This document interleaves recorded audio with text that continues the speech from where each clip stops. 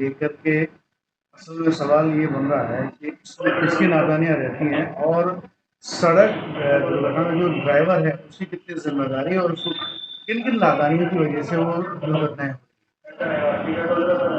एक आदमी की भी अगर जान सड़क दुर्घटना में जाती है तो ये अपने आप में बहुत ही दुखद बात है। हम तो चाहते हैं कि एक भी आदमी सड़क दुर्घटना में घायल नहीं हो और उसकी मृत्यु नहीं हो। अब इसमें कई चीज़ें ऐसी होती हैं कि जिसको ड्राइवर की हम अगर कहें कि नादानी है, नादानी कह सकते हैं, या उसके अंदर एक उसका विचार ऐसा होता है कि मैं बच निकलूँ। तो जैसे रेड लाइट है तो वो जब भी उसको लगता है कि येलो लाइट हुई उसके बाद रेड लाइट होगी तो वो तेज़ी से निकलना चाहता है कि मैं किसी तरह से जंप करके और रेड लाइट से पहले निकल जाऊँ, और वो स्पीड तेज़ कर लेता है। दूसरी तरफ से वो ग्रीन लाइट हो जाती है तो उधर से ट्रैफिक शुरू हो जाता है, तो उसमें एक दुर्घटना होने की संभावना है। बीच में रामबाग पे और जेडीए सर्किल पे इस तरह की दुर्घटनाएं हुई हैं जब रेड लाइट जल। इसके अलावा अजमेर रोड की तरफ मैंने देखा वहाँ पर के जो बीच में हाईवे के ऊपर कट्स बने हुए हैं उसमें से मोटरसाइकिल सवार जो हैं वो बड़े वाहनों के सामने से एकदम से निकलना चाहते हैं। जो टी पॉइंट्स हैं वो बाहर से आके हाईवे के ऊपर मिल रहे हैं और वो एक तेजी से निकलते हैं। जो ट्रक जो बड़ी गाड़ी होती है वो एकदम से ब्रेक नहीं लगा सकती, अगर ब्रेक लगाएगी तो उसको बहुत बड़ा नुकसान हो जाता है। इस चक्कर में दुर्घटनाएं हो रही हैं और जान जा रही है। एक्सप्रेस हाईवे पे मैंने देखा कि एक्सप्रेस हाईवे पे कोई पैदल यात्री जो है वो खड़ा होके और सवारी यात्री के अंदर नहीं बैठ सकता नियम के अनुसार, मगर वहाँ जो सड़कें कई जगह टूट गई हैं और लोग वहाँ ऊपर चढ़ के और वहाँ पर हाथ देते हैं और उसमें जो तेज़ वाहन एक्सप्रेस हाईवे पे निकलते हैं उससे उनकी दुर्घटनाएं हुई। इसी तरह जो सीट बेल्ट नहीं पहनते, सीट बेल्ट नहीं पहनने से भी एक दुर्घटना का एक बड़ा कारण बनता है कि सीट बेल्ट, जैसे अभी साइरस मिस्त्री साहब की अभी दुखद मृत्यु हुई और उसके पहले भी हुई, तो जो फ्रंट सीट वाले हैं उनके लिए तो अनिवार्य है ही, जो पीछे बैठते हैं उनको भी लगानी चाहिए। मोटरसाइकिल के ऊपर हेलमेट, कई जगह आपने देखा होगा कि हेलमेट नहीं पहनने से, खासतौर पे आईएसआई मार्क का हेलमेट नहीं पहनने से दुर्घटना होती है। दुर्घटना के बाद अगर आपके सर के ऊपर चोट लगती है तो वो या तो आपकी मृत्यु का कारण बन जाती है, और अगर मृत्यु नहीं भी होती तो अगर आपकी अपंगता आ जाती है तो वो मृत्यु से भी बुरी चीज है। तो इसलिए हमें जो है इस तरह की चीज़ों का पूरी सावधानी रखनी बहुत आवश्यक है। तो ये सारी बेसिक चीज़ें हैं। दूसरी बात, जो ड्रिंक एंड ड्राइव है उसके हम अभियान चलाते ही रहते हैं। अब ये जो ड्राइवर है विदेश के अंदर पे तो ये है कि अगर आपने थोड़ी सी भी ड्रिंक की है तो आप कैब का इस्तेमाल करें, और कैब के अंदर आप जाते हैं, ड्राइवर दूसरा होता है।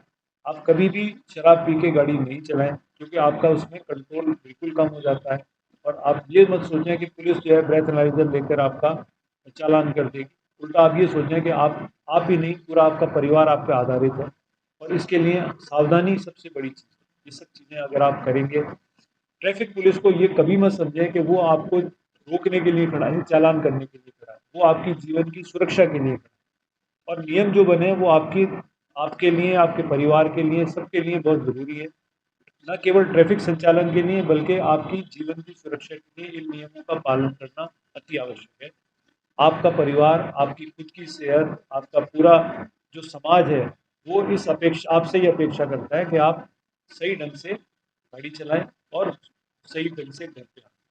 मतलब दुर्घटना जो होती है वो मैक्सिमम लापरवाही की वजह से होती है कि अगर लापरवाही 90% जो दुर्घटना है वो 100% कह दूंगा तो वो लापरवाही की वजह से होती जिसमें खासतौर से ड्राइवर को इस चीज़ के लिए ख्याल रखना पड़ेगा कि लापरवाही नहीं। है।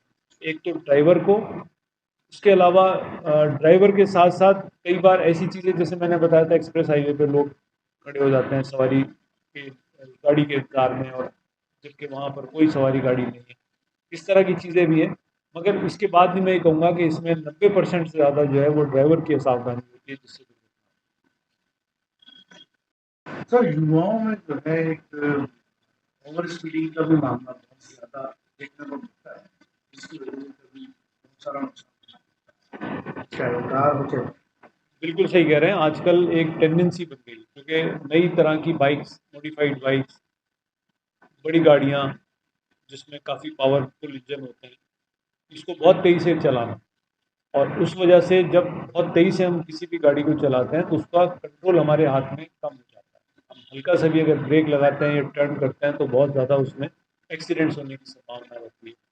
इसके साथ साथ ओवर क्राउडिंग, हम ज़्यादा सवारियां भर लेते हैं गाड़ियों के अंदर, वो भी एक बड़ा कारण बनती है। छतों पे हम सवारियां बिठा लेते हैं, जो मोटरसाइकिल है उसमें 3-3 4-4 लोग बैठ जाते हैं, जिससे ड्राइवर जो है वो टंकी पे बैठ जाता है और उससे वो कंट्रोल नहीं हो पाता। इसी तरह सवारी गाड़ियां जो हैं उसके अंदर भी वो अपनी सीट के बराबर में लोगों को बिठा लेते हैं, उससे उनका काट नहीं पाते और कई बार उनका हाथ लॉक हो जाता है और उससे भी वो जो उनका व्हील है वो नहीं घूम पाता और एक्सीडेंट होने की संभावना बहुत बढ़ जाती है।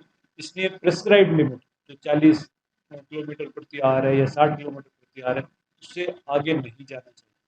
उसी प्रेस्क्राइब लिमिट में आप चलाएंगे तो एक्सीडेंट पहली चीज़ तो होगा ही नहीं, और अगर खुदा ना खास्ता हो भी गया तो वो इतना बड़ा नहीं होगा कि जिसमें किसी की शारीरिक हानि।